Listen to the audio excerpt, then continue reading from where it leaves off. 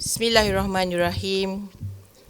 Alhamdulillahi Rabbil Alamin. Wassalatu wassalamu ala asrafil anbiya'i wal mursalin wa ala alihi wa sahbihi ajma'in. Assalamualaikum warahmatullahi ta'ala wabarakatuh.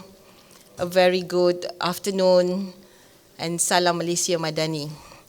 Thank you, Mr. Chair, Mr. Professor Faruz Nada, the Executive Director of ANG CMYB, esteemed panelists, speakers, ladies and gentlemen, it is my pleasure to be with you today to deliver this keynote closing. And the first question I asked the organizers was, why me? But anyway, it is an honor, and I hope I can share some of my thoughts on this matter. So today, as we stand at the crossroads of economic development and environmental stewardship, this symposium echoes with the spirit of collaborative discourse between the government and the private sector. As such, it is an honor to address you on a topic of critical importance: the intricate relationship between sustainable finance, domestic trade, and the cost of living, especially within the vibrant landscape of Malaysia's economy. At the heart of our discussion is sustainable finance, a concept that redefines the role of financial decisions and investments in crafting a future that goes beyond mere profits. This paradigm shift, which integrates environmental, social, and governance ESG principles into the core of financial activities, is not just a trend, but a necessary evolution. These principles are not mere guidelines, but navigational points, leading us towards investments that create long-term value as well as enhance societal well-being. Ladies and gentlemen, we know that the expansion of global trade, while it is a driver of economic growth, brings to the fore critical environmental concerns. The link between trade and sustainability is undeniable. As goods cross borders and global value chains become more integrated, we face the challenge of balancing economic prosperity with environmental responsibility.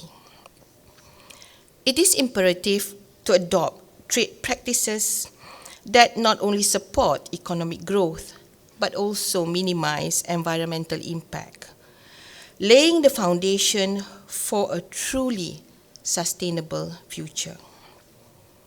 However, the reality of our times is that environmental challenges, such as climate change, are leading to increased production costs. This, in turn, contributes to a rising cost of living, affecting the economic landscape on a global scale. The issue is particularly pressing to lower income groups who may find it challenging to access products and services aligned with sustainable practices. Malaysia is not insulated from this phenomena. I would just like to share with you what we at the ministry are facing. With regards to climate change, global factors like war, Russia and Ukraine, now Palestine and Israel, how does it affect us? Many of our raw materials are imported. For example, raw sugar, 100% of it is imported. We used to import from India, but India now banned their export on raw sugar. So we have to source our raw sugar from Brazil. and the whole world is trying to access from Brazil. And with climate change and the weather being hot, the production of raw sugar is very much decreased and very much in demand. So much so that the two producers of sugar in Malaysia, MSM and CSR, are suffering, bleeding in fact, a loss of 88 cents per kilogram of sugar that they produce. We kept the price of sugar at 2.85 per kilogram. Okay, they have asked to increase the price of sugar since 2021. And they continue to engage when the unity government came in December 2022. So we started a discussion and we started engaging. But remember, at that time, the inflation rate was 4%. And the biggest contributor to that inflation rate was the cost of food outside the home. And that was at 9.6% in December 22. So we are faced with a situation that should we increase the price of sugar? Should we allow for the price of sugar to be increased? What effect will that have downstream on the price of cooked items? Our teh tarik, our kopi, our apam balik, our air balang that we enjoy in the pasar malam, all will go up in price. So this is a real challenge that we are facing in the ministry. So I'd just like to share with you how difficult it is balancing the external factors as well as taking care of consumers, because we also take care of the consumers. We are the only ministry that have to balance between the industry and the consumers, because all the other ministries look into the industries. They are concerned with the industries, but consumers is on our shoulders. So with this situation, we are tasked with the responsibility of the term of reference of cost of living on our shoulders as well. So as we witness the direct and indirect cost of environmental degradation influencing market dynamics, our goal must be to develop inclusive financial strategies. These strategies should aim to make sustainability accessible to all, ensuring it is not a privilege but a universal reality. By acknowledging and addressing the interconnectedness of environmental health, production costs, and economic accessibility, we can forge a path that leads to sustainable living for every member of society, regardless of their economic standing. So, we in the ministry is also challenged with this. For example, there are times when we have difficulties taking that inflation rate just now, okay, about the price consumer index on cooked food and the price of sugar. So we have tried to keep it down. We have been negotiating. We're trying our best, and one of the programs that we initiated earlier this year, at the end of January, was to introduce Menu Rahmah. I'm sure you've heard of Menu Rahmah. Menu Rahmah is a meal, complete meal, with protein, carbo, and vegetables, which is normally offered to the market at about 7 or 8 ringgit, but offered for 5 ringgit as a Menu Rahmah. So initially when we launched it, people were asking, the public was asking, they were skeptical whether it will be sustainable, whether we can actually sustain it, because the profit margin goes down and they will have to depend on volume. So true enough, we find that those who have managed to sustain up till now is about 2,894 premises that still offer Menu Rahmah, which I think is quite incredible considering we did not offer anything, but they are mostly from the fast food chains. So the individual traders, hawkers, restaurant owners are not able to sustain it. So what did we do?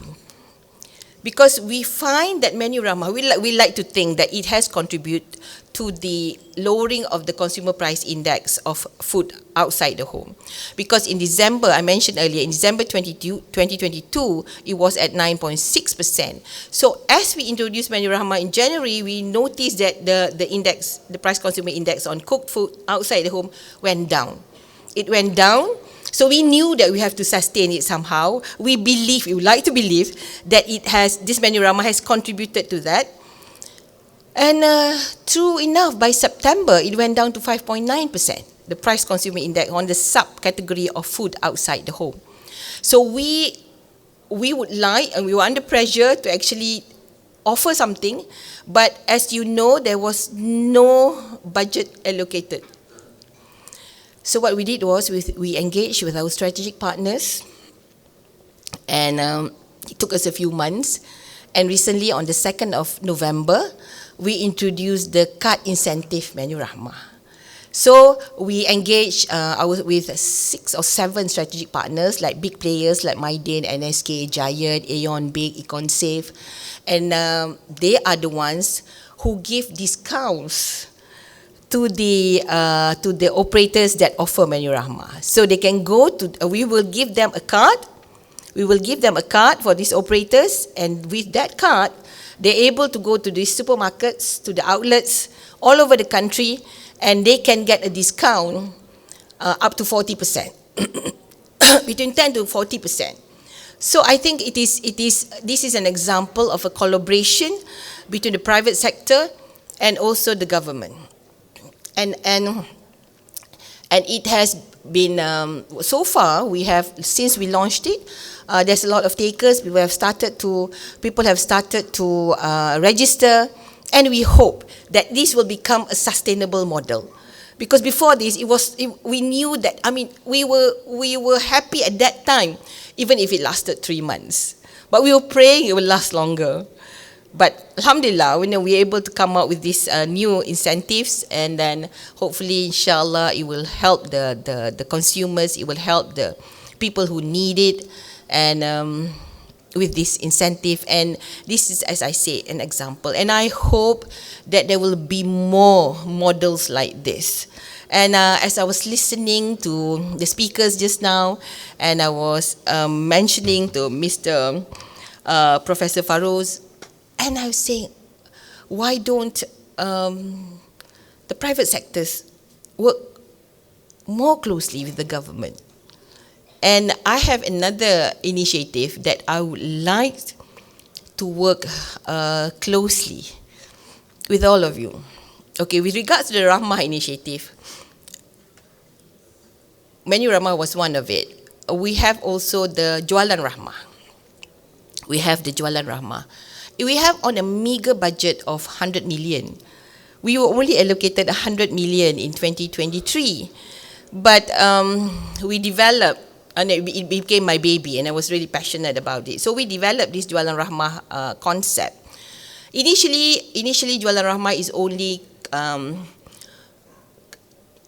operated by the on premise. We offer the Jualan Rahmah on premise, meaning in the supermarkets. And then we started going out. We offer it outside the premise, and we bring out the products and offer it in town halls and so on.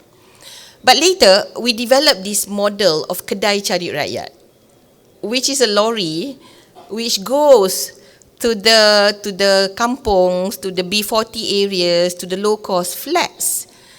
And it is these lorries that we appoint as our operators. They offer up to 30% discount in essential items like rice, cooking oil, sugar, chicken, all those items. Up to date, we have organised more than 4,000 Jualan Rahmah with a meager amount of 100 million, and it was 50 million extra was added by the Prime Minister when he announced it later in the year, sometime in October. But what I would like to share is that these operators, they are not big players, they are small retailers, traders, but they offer up to 15% and we match another 15% discount. So offering a 30%, up to 30% discount to the consumers. And when you see, if you see them queuing up for hours in the rain, in the sun, we know that they really need it. So it is an effort, I think, that also another example where we have collaboration between the private driven as well as the government. So it is not necessarily everything must be on the government as what people normally think. Everything must be on the government. Everything, all subsidies must be on the government. That shouldn't be true, because I think everybody have a role to play in ensuring that we manage the challenges that we are facing now. And with that regards, I've recently announced the Amanah Saham Rahmah, which is a unit trust. As we know that our Prime Minister, PMX, is very committed to eradicating hardcore poverty. An amount of 10 billion will be allocated next year for this purpose. However, I believe that there is a more sustainable way of doing it. So we started this on Amanah Saham Rahmah, where the idea is to put into the account, like Amanah Saham Bumi Putra, into the principal account, and the dividends goes to the monthly allowance of those beneficiaries. So we put 100,000, and the fund, there will be our organizations that will look into the fund, and then the dividends will be given to the beneficiary on a monthly basis. In that sense, the principal will not be touched. Meaning that if we have 126,000 beneficiary right now, that's in our directory, if we put 12.6 billion, which is 100,000 per beneficiary, that would mean about 600 ringgit per month per beneficiary. And I think it is a more sustainable model, and this is where I would like to invite all the private sectors to actually collaborate with us in making this a reality. And I think the Prime Minister will be very, very happy if we have BSN, Alliance Bank, and everyone here to be part of this project. Because at the end of the day, we don't touch the principle. At the end of the day, it can be returned back. Yeah, then we can have new investors coming in to park in the funds. So this is what we're working on, and I hope that we will be able to make it a reality very, very soon. So, ladies and gentlemen, it's a bit in depth into what we are doing, but I hope that kind of sharing underscore the need to channel financial resources towards initiatives that benefit a broader spectrum of society. By redirecting our focus towards sustainability, we pave the way for a resilient and inclusive economy. Investments in sectors that prioritize sustainability can influence the cost of goods and services, thereby impacting the standard of living of every Malaysian. The interplay of sustainable finance, domestic trade dynamics, and the cost of living is shaping the progress of our society. When financial decisions and market practices are aligned with sustainability, they create a transformative ripple effect. This influence extends to production methods, supply chains, and consumption patterns within domestic trade, promoting industries that adhere to ethical and sustainable practices The impact of these changes goes beyond economic metrics, enriching the social fabric of our nations. And here in our ministry, we keep a very close watch on the whole supply chain from the production stage to the retail stage, so that there is no, we examine where there is no profiteering, there is no cartels and so on. It's all within the purview of our ministry. So the integration of sustainable finance principles and domestic trade requires a concerted effort from all stakeholders, private sector entities, policymakers, financial institutions, and civil society. This multi-stakeholder collaboration is crucial in directing financial flows and market forces towards sustainable practices that harmonize profits with societal well-being. Food Bank is also another project that we did in the ministry, which does not, which is putting two problems and together. One is food waste, and the other one is hungry people, and we put the two problems together and we solve the problem of hunger. I just like to share quickly about one project that we did, a pilot project that we did last Ramadan, where we work with Bazaar Ramadan. I'm sure all of you know that there is a lot of food that is wasted at Bazaar Ramadan. We work with an NGO, and we provided the platform for all the agencies to come together, the local councils, the traders, organizations, and the NGOs. So we piloted on 55 Bazaar Ramadan, and we managed throughout that time, we managed to collect, just before the breaking of fast, they will be collecting our volunteers will be collecting the food items from the stalls that they do not manage to sell, and they will have the recipients. They will already have gone round and audited the area and see who are the needy, so that they can pass it down. All in all, we managed to save 25,000 kilograms of food, worth 181,000 ringgit Malaysia, of food and drinks. So it's just a pilot project, and I'm looking forward to more collaborations this next Ramadan, so that we can have more, work with more civil society groups, and we can save more perhaps. This symposium, so it's a collaborative effort of the UN Global Compact Network, Malaysia and Brunei, and the Parliament of Malaysia, symbolizes our commitment to advancing sustainable finance in our nation.